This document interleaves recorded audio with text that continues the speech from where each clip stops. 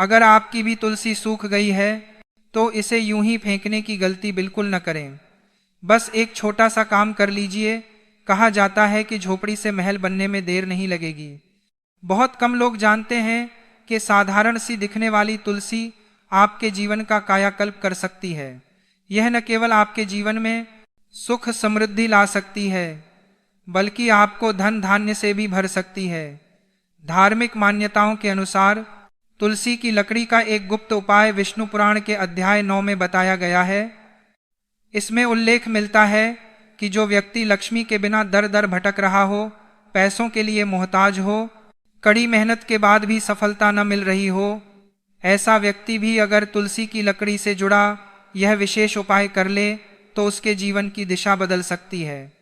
कहा जाता है कि चाहे कोई व्यक्ति कितना भी परेशान या पापों से घिरा क्यों न हो, यदि वह श्रद्धा और विश्वास के साथ यह उपाय करता है तो उसे धन समृद्धि प्राप्त होने में देर नहीं लगती।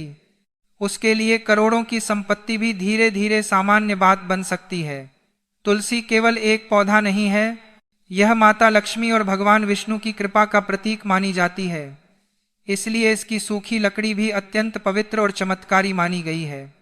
अगर सही विधि और विश्वास के साथ इसका उपयोग किया जाए तो यह आपके जीवन में अद्भुत परिवर्तन ला सकती है। भक्तों, इस नश्वर और मायावी संसार में हर प्राणी धन, सुख, ऐश्वर्य और शांति की कामना करता है। जीवन की हर एक श्वास के साथ मनुष्य दरिद्रता के अंधकार से निकलकर संपन्नता के प्रकाश की ओर भागता रहता है। परंतु कई बार कठिन परिश्रम, अथक प्रयास और दिन रात खून पसीना एक करने के बाद भी भाग्य का बंद दरवाजा नहीं खुलता। व्यक्ति कर्ज के बोझ तले दबता चला जाता है। घर में हमेशा कलह का वातावरण रहता है और ऐसा प्रतीत होता है मानो माता लक्ष्मी ने उस घर से हमेशा के लिए मुख मोड़ लिया हो। जब चारों ओर निराशा के बादल छा जाते हैं और कोई मार्ग नजर नहीं आता, तब ईश्वर की शरण और हमारे शास्त्रों में छिपे हुए गढ़ रहस्य ही मनुष्य का मार्गदर्शन करते हैं। आज मैं आपके समक्ष कोई साधारण बात नहीं, बल्कि सनातन धर्म का वह परम रहस्य और अचूक उपाय लेकर आया हूं, जिसे जानकर आपके जीवन के सभी दुख, दरिद्रता और आर्थिक संकट जड़ से समाप्त हो जाएंगे। आज हम बात करेंगे माता तुलसी की, लेकिन उनके पत्तों की नहीं, बल्कि माता तुलसी की उस सूखी लकड़ी की जिसे लोग अक्सर अज्ञानतावश बेकार समझकर फेंक देते हैं या जल में प्रवाहित कर देते हैं। आपको यह जानकर घोर आश्चर्य होगा कि तुलसी की वही सूखी लकड़ी एक साधारण से भिखारी को भी रातों रात करोड़पति बनाने की शक्ति रखती है। आप सभी भक्तों से मेरा करबद्ध निवेदन है कि इस अत्यंत मर्मस्पर्शी कथा और इस दुर्लभ उपाय को पूरे ध्यान और श्रद्धा के साथ अंत तक श्रवण करें, क्योंकि यह आपके सोए हुए भाग्य को जगाने की चाबी है। भक्तों, हमारे पवित्र वेदों, पुराणों और शास्त्रों में माता तुलसी को केवल एक पौधा नहीं माना गया है, बल्कि उन्हें साक्षात वैकुंठ की अधिष्ठात्री देवी माता लक्ष्मी का स्वरूप और भगवान श्री हरि विष्णु की हृदय स्वामिनी माना गया है। तुलसी का आध्यात्मिक महत्व इतना विराट है कि स्वयं भगवान नारायण ने भी शालिग्राम स्वरूप में माता तुलसी का वर्ण किया था। बिना तुलसी दल के भगवान 56 भोग भी स्वीकार नहीं करते।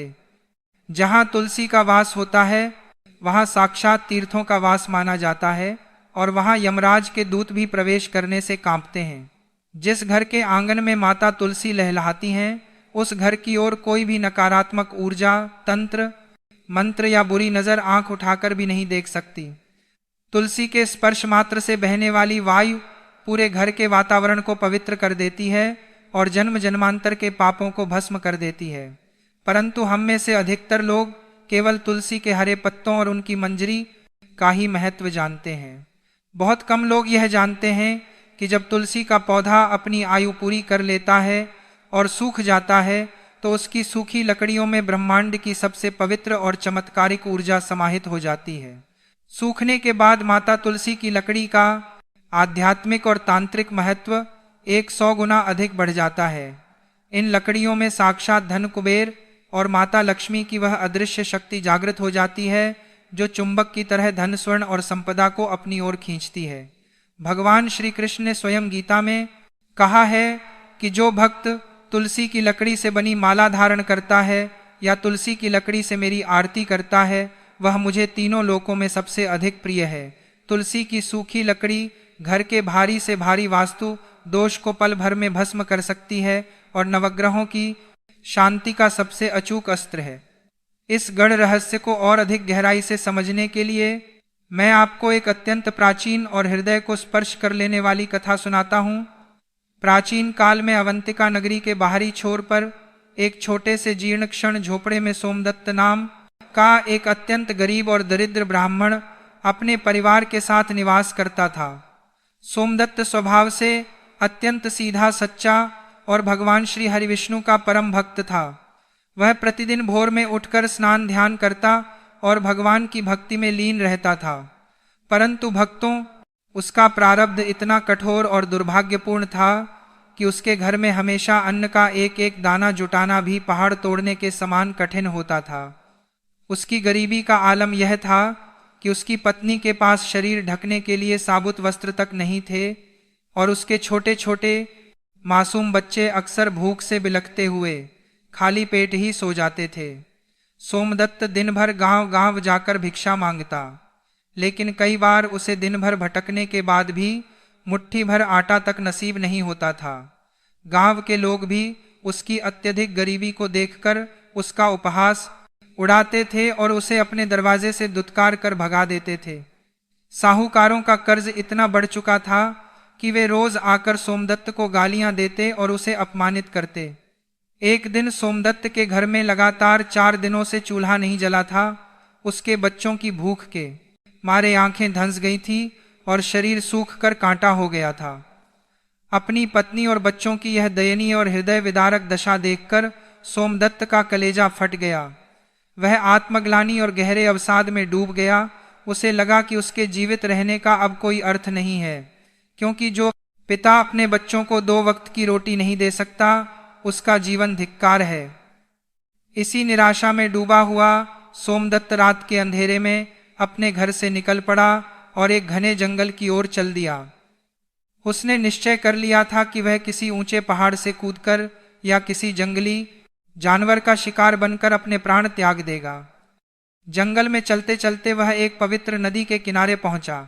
वहां उसने देखा कि एक अत्यंत तेजस्वी त्रिकालदर्शी और सिद्ध महापुरुष एक वट वृक्ष के नीचे ध्यान मग्न बैठे हैं। उनके मुखमंडल से एक दिव्य ज्योति निकल रही थी जो पूरे जंगल के अंधकार को चीर रही थी।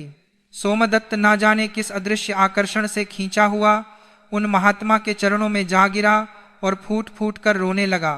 उसके आंसुओं से महात्मा के चरण भीग गए। महात्मा ने जब अपने नेत्र खोले और उस दरिद्र ब्राह्मण को अपने चरणों में विलाप करते हुए देखा तो उनका हृदय करुणा से भर गया। उन्होंने अत्यंत मधुर और शांत स्वर में कहा कि हे विप्र, उठो, तुम्हारे आंसुओं की भाषा मैंने पढ़ ली है। मैं जानता हूं कि तुम घोर दरिद्रता और संसार के तिरस्कार से टूट चुके हो और अपने प्राणों का अंत करने यहाँ आए हो, परंतु आत्महत्या किसी भी समस्या का समाधान नहीं है, बल्कि यह वह महापाप है जो जीवात्मा को युगों युगों तक नरक की अग्नि में जलाता है। महात्मा के मुख से अपने मन की बात सुनकर सोमदत्त आश्चर्यचकित रह गया। उसने हाथ जोड़कर कांपते हुए स्वर में कहा कि हे गुरुदेव, मैंने जीवन भर केवल धर्म का मार्ग चुना, किसी का अहित नहीं किया और रात दिन भगवान श्री हरि की आराधना की। फिर मेरे भाग्य में यह दरिद्रता क्यों? मेरे मासूम बच्चे भूख से क्यों तड़प रहे हैं? क्या ईश्वर अंधा हो गया है या मेरी भक्ति में कोई कमी रह गई है? मुझे कृपा करके कोई ऐसा मार्ग दिखाइए जिससे मेरे परिवार के प्राण बच सके, अन्यथा मृत्यु के अतिरिक्त मेरे पास कोई विकल्प नहीं है। सिद्ध महात्मा ने सोमदत्त को सांत्वना देते हुए अपने पास बैठाया और मुस्कुराते हुए कहा कि हे सोमदत्त, ईश्वर कभी किसी के साथ अन्याय नहीं करता, परंतु संसार में कुछ रहस्य ऐसे होते हैं जिन्हें जाने बिना मनुष्य दर दर की ठोकरें खाता रहता है। तुमने भगवान श्री हरि की भक्ति तो की, लेकिन तुम उस परम रहस्य से अनभिज्ञ हो जो साक्षात भगवान विष्णु ने धन की देवी माता लक्ष्मी को प्रसन्न करने के लिए बताया था। महात्मा ने कहा कि कल गुरुवार का दिन है, जो भगवान विष्णु और माता लक्ष्मी का सबसे प्रिय दिन है। कल प्रातः काल स्नान करके तुम किसी ऐसे स्थान पर जाना जहां तुलसी का कोई पुराना पौधा सूख गया हो याद रखना, किसी भी हरे भरे तुलसी के पौधे को काटना या तोड़ना घोर पाप है। तुम्हें केवल स्वतः सूख चुकी तुलसी की लकड़ी को ही सम्मान पूर्वक माता से आज्ञा लेकर प्राप्त करना है। उस सूखी लकड़ी के छोटे छोटे 7 टुकड़े कर लेना, उसे गंगा जल या किसी पवित्र नदी के जल से धोकर शुद्ध कर लेना। उसके पश्चात पीले या लाल रंग के एक साफ रेशमी वस्त्र में उन 7 लकड़ियों को रखना, उस पर कुमकुम, हल्दी और अक्षत का तिलक करना और वहीं बैठकर ओम नमो भगवते वासुदेवाय और माता लक्ष्मी के बीज मंत्र का 108 बार जाप करना। महात्मा ने उस उपाय को और विस्तार से समझाते हुए कहा कि जब यह छोटी सी पोटली मंत्रों की ऊर्जा से सिद्ध हो जाए तो इसे ले जाकर अपने घर की उस खाली तिजोरी, संदूक या उस स्थान पर रख देना जहां तुम भविष्य में धन रखने की कामना करते हो। इसे रखते समय यह भावना करना कि साक्षात माता लक्ष्मी और कुबेर जी तुम्हारे घर में स्थायी रूप से वास करने आ रहे हैं। महात्मा जी ने दूसरा अचूक उपाय बताते हुए कहा कि तुलसी की कुछ सूखी लकड़ियों को घी में डुबोकर हर गुरुवार और एकादशी की संध्या को अपने घर के मुख्य द्वार और ईशान कोण में उसका दीपक जलाना। तुलसी की लकड़ी के दीपक से जो पवित्र धुआं और सुगंध निकलेगी वह तुम्हारे घर के कण कण से दरिद्रता, अलक्ष्मी वास्तु दोष और बुरी नजर को हमेशा के लिए भस्म कर देगी। इसके साथ ही जब भी तुम स्नान करो तो अपने नहाने के जल में तुलसी की लकड़ी का एक छोटा सा टुकड़ा डाल देना। उस जल से स्नान करने से तुम्हारा शरीर और आभा मंडल इतना पवित्र और सकारात्मक हो जाएगा कि तुम जिस भी कार्य में हाथ डालोगे उसमें तुम्हें 100% सफलता प्राप्त होगी। नवग्रहों में यदि कोई ग्रह तुम्हें पीड़ित कर रहा होगा तो वह भी तुम्हारे अनुकूल हो जाएगा। भक्तों, सिद्ध गुरु के इन अमृत वचनों को सुनकर सोमदत्त गदगद हो गया। इसी महान कथा में आगे एक अत्यंत महत्वपूर्ण प्रसंग राज नामक व्यक्ति का भी आता है जिसे जानना आपके लिए बेहद आवश्यक है। राज भी अपने जीवन में भयंकर दुर्भाग्य और क्लेश का सामना कर रहा था। जब यही सिद्ध महाराज जी राज के घर पधारे तो उन्होंने देखा कि राज के घर में कई कांटेदार और नकारात्मक ऊर्जा वाले पौधे लगे हुए थे जो घर की सुख शांति को सोख रहे थे। सबसे बड़ा अनर्थ तो यह था कि राज के घर में माता तुलसी का पवित्र पौधा गलत दिशा यानी दक्षिण दिशा में रखा हुआ था। महाराज जी ने तुरंत राज के घर से उन सभी नकारात्मक पौधों को बाहर करवाया। उन्होंने राज को विस्तार से समझाया कि घर में हमेशा सकारात्मक ऊर्जा का संचार करने वाले पवित्र पौधे ही होने चाहिए, जैसे कि शमी का पौधा जो शनिदेव को अत्यंत प्रिय है, आंवले का वृक्ष जिसमें श्री हरि का वास होता है और केले का पौधा जो साक्षात गुरु बृहस्पति का स्वरूप है। महाराज जी ने अपने ही हाथों से राज के घर में माता तुलसी के पौधे को एकदम सही और सर्वोत्तम दिशा अर्थात ईशान कोण उत्तर पूर्व दिशा में पूरे विधि विधान से लगवाया। आप मानेंगे नहीं भक्तों, केवल पौधों की दिशा सही करने और अशुभ पौधों को हटाने मात्र से राज के जीवन की दिशा ही बदल गई और कुछ ही दिनों में उसका घर धन, ध्येय, सुख, शांति से परिपूर्ण हो गया। इन्हीं सिद्ध गुरु के ज्ञान को प्राप्त करके सोमदत्त के भीतर भी एक नई ऊर्जा और आशा का संचार हुआ। उसने गुरु के चरणों में माथा टेका और खुशी खुशी अपने झोपड़े की ओर लौट आया। अगले दिन गुरुवार की प्रातः सोमदत्त ने बिल्कुल वैसा ही किया जैसा महात्मा जी ने बताया था। उसने बड़ी श्रद्धा से एक सूखी हुई तुलसी की लकड़ियां एकत्रित की, उन्हें पवित्र किया, लाल कपड़े में बांधकर मंत्रों का जाप किया और उसे अपने घर के खाली पुराने संदूक में रख दिया। साथ ही उसने शाम के समय तुलसी की लकड़ी को घी में डुबोकर दीपक प्रज्वलित किया। भक्तों, आप विश्वास नहीं करेंगे, इस उपाय को करने के कुछ ही दिनों के भीतर सोमदत्त के जीवन में ऐसे चमत्कार होने लगे जिनकी उसने स्वप्न में भी कल्पना नहीं की थी। उसी सप्ताह गांव के एक बहुत बड़े और धनी व्यापारी का रथ सोमदत्त के झोपड़े के पास आकर खराब हो गया। उस व्यापारी को एक अत्यंत ईमानदार और पढ़े लिखे मुनीम की आवश्यकता थी। सोमदत्त के चेहरे पर तुलसी के जल से स्नान करने के कारण जो तेज और सकारात्मकता छाई हुई थी उसने उस व्यापारी को अत्यधिक प्रभावित किया। बातचीत करने पर व्यापारी सोमदत्त के ज्ञान और उसकी सत्यनिष्ठा से इतना प्रसन्न हुआ कि उसने तुरंत ही उसे अपने व्यापार का मुख्य प्रबंधक नियुक्त कर दिया और उसे ढेर सारी स्वर्ण मुद्राएं अग्रिम वेतन के रूप में दे दी। वर्षों बाद सोमदत्त के घर में 56 भोग बने। बच्चों ने पेट भर भोजन किया और पत्नी के चेहरे पर मुस्कान लौट आई।